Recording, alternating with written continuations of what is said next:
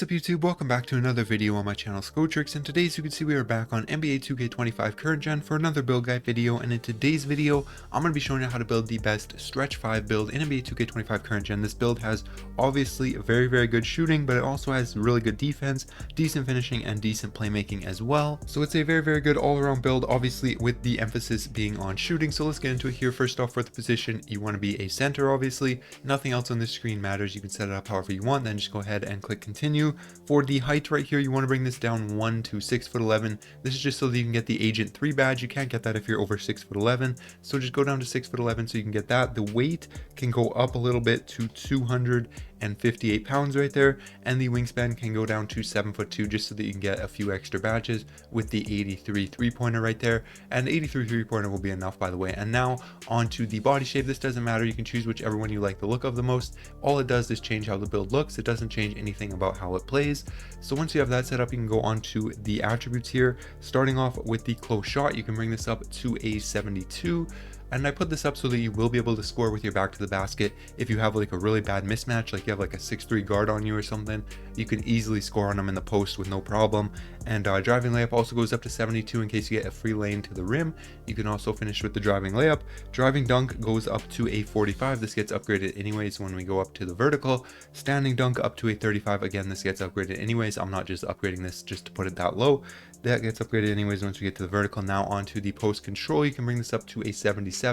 Again, this gives you a few finishing badges, and it will allow you to score in the post if you have a really heavy mismatch. You might have a tough time scoring in the post against like 7-foot big men or whatever, but you should be able to score against like forwards, smaller forwards, or guards. You should have no problem with that. But now onto the shooting, the main emphasis of this build. Put your mid-range up to a 90, which is max, and your three-pointer up to an 83, which is max, and then put your free throw to a 71. That should be enough, especially since shooting builds don't get fouled as much as slashing builds. You're not going to need a very high free throw rating, so a 71 will be good. And you get 26 shooting badges. As you can see, a ton of good shooting badges onto Hall of Fame, gold, some onto silver, bronze, but most of them get up to Hall of Fame or gold. So it's a very good shooting build. Catch and shoot, which is probably the most important badge for a build like this, gets up to gold, so very important. Very good badges right there. And now onto the playmaking, you can put your pass accuracy up to an 80, so you'll get a good amount of playmaking badges. You'll have no problem passing the ball. As you can see, you get a ton of good playmaking badges onto gold, silver, whatever.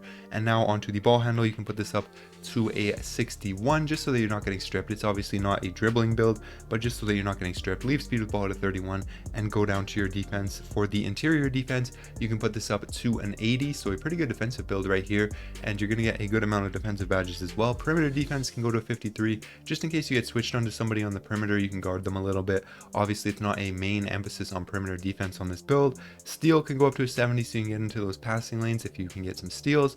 And then block can go up to an 84 right here, so a very good interior defensive build. And your defensive rebound can go up to a 93, which is very good, and that will give you 22 defense badges. And you can get rebound chaser up to gold, which is very good. You can go down to the physicals now, upgrade your speed to max, agility or acceleration, sorry, to max. Strength can go up to an 86, which will give you brick wall onto gold as well, which is a very good badge for a build like this for running pick and pops. Vertical can go to 60. It's not too important for a build like this, and your stamina should be able to get up to max, which is a 97. And once you have everything set up like this, 11 finishing badges, 26 shooting, 14 playmaking, 22 defense, and very good physicals, you can go ahead and click continue. For the takeovers, you have access to the sharp shooting, rim protecting, glass cleaning, and post scoring takeovers.